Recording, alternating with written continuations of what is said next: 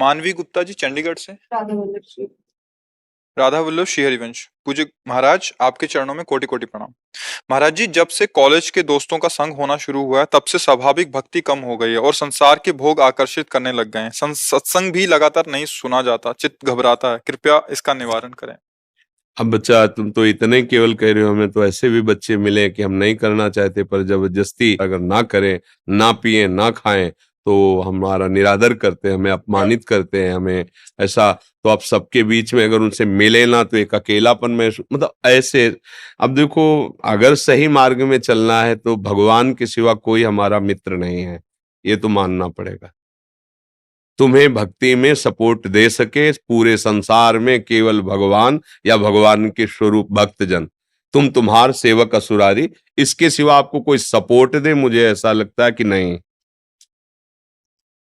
क्योंकि यहाँ छल कपट और स्वार्थ का और वासना का बोलबाला है, तो थोड़ा आपको सपोर्ट करने की चाल चलेगा और आपसे अपने स्वार्थ की पूर्ति चाहेगा।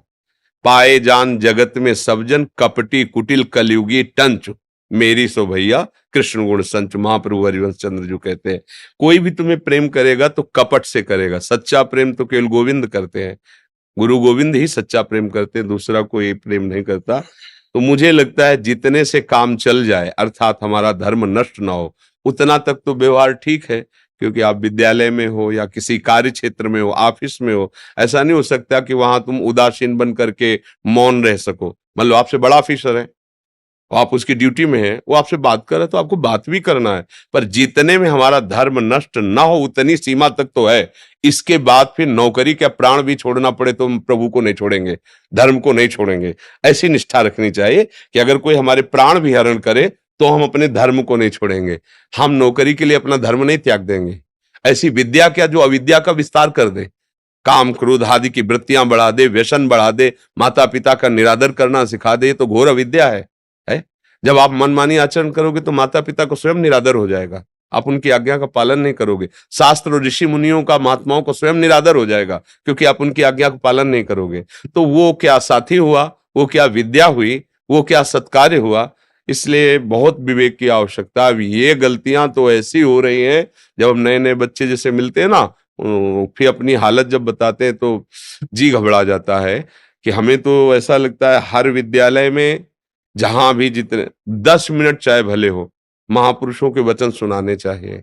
अगर आप उनको टेलीविजन पे ना दिखा सके तो कोई ग्रंथ ले लो, उसको 10 मिनट सुनाओ, तो बच्चों के अंदर भागवतिक संस्कार बने। समझें, केवल पशुता का संस्कार बढ़ता चला जा रहा है। पशुता का मतलब होता है अपनी इंद्रियों को विषयों में केवल संयोगित करके सुख की लालसा रखना, बस इतना ही सुख रहे।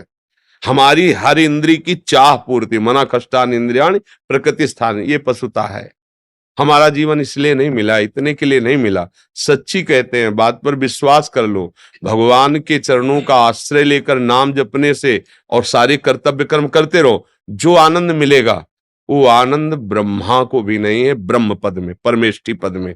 आज ही सत्संग में था कि वो वृंदावन वासी को, श्यामा श्याम के उपासी को ब्रह्मा जी भक्तिपूर्ण नमन करते हैं, उसको प्रणाम करते हैं। आप समझो परमेष्टि पद ब्रह्मा पद है।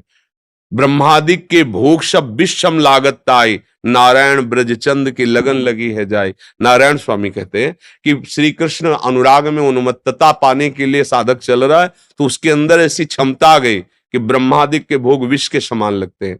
आज हमारी दुर्दशा हो रही है, हमारे समाज की, हमारी जो नवीन पीढ़ी है, छोटे छोटे बच्चे गलत आचरणों में उतर रहे हैं। मदिरा पान आदि उसको कोई दोष ही नहीं मान रहे, मनोरंजन समझ रहे हैं। व्यसन और भी नशा, ड्रग्स है, और धुआं वाला वो क्या चिलम विलम, ये सब गांजा, ये सब ऐसे गंदी आदतें स्कूल में बच्चों की पढ़ रहे हैं। अब बोलो क्या इनकी जिंदगी होगी।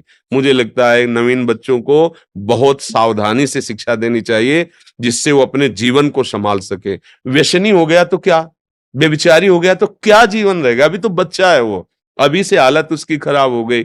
इसलिए आप सब बच्चों से, भाई बहनों से प्रार्थना है, अपने आप को बचाओ और दूसरों का ऐसा संग करो जो तुम्हारे सतमार्ग में लाभदायक हो। अन्यथा फिर भगवान के सिवा कोई सहारा नहीं, उन्हीं का आश्रय लो और पढ़ाई पढ़ो और एकांतवास करो अपने माता पिता की संरक्षण में, जहां सुरक्षित। आज का समय नहीं रह गया। हम समझ रहे हैं कि हम माता पिता गुरुजनों की आज्ञा का उल्लंघन करके मनमानी स्वतंत्रता में आनंद ले लेंगे। नहीं, ये गुलामी है, मन की गुलामी है, इंद्रियों की गुलामी। जो गुरुजनों की आज्ञा में परतंत्र रहता है, उस माया से वो स्वतंत्र हो जाता है। अभय होए जो तुम्हें डराई। जो गुरुजनों से डरता है, उनकी आज्ञा उल्लंघन नहीं करता, माया उससे डरती है। और जो गुरुजन और शास्त्र का अपमान कर देता है, अवहेलना कर देता है, माया बलात् उसको गुलाम बना लेती है। छोटे छोटे विषय, छोटी छोटी इंद्रियों के भोग में वो आसक्त होकर के दुर्गति को प्राप्त होता है। इसलिए बच्चों सावधान। ये जो चला है, हम बार बार कहते गर्लफ्रेंड बॉयफ्रेंड, ये आज तक हमारी समझ में नहीं आया। हमारी समझ में तो नहीं आया। क्या वो दोस्त जो हमें पतित होना सिखाए? क्या वो दोस्त जो हमारे साथ जीवन में खिलवाड़ कर दे? मतलब धर्म का कोई अस्तित्व नहीं, पवित्रता का कोई अस्तित्व नहीं, संयम का कोई अस्तित्व नहीं, हमारी दोस्ती है। भाई क्या ये दोस्ती है? और इसी का दुरुपयोग होता है। इसी का दुरुपयोग होता है कि छल करके एक दोस्त दूसरे की हत्या कर देता है, एक दोस्त दूसरे का पतन कर देता है। मुझे लगता है दोस्ती नहीं है, ये कलयुग की चाल है। बहुत संभल करके बच्चों और बच्चियों को रहना चाहिए। और हमारी बात समझ में आए तो आवे, नहीं तो राधे राधे तो है ही है, फिर देख लो।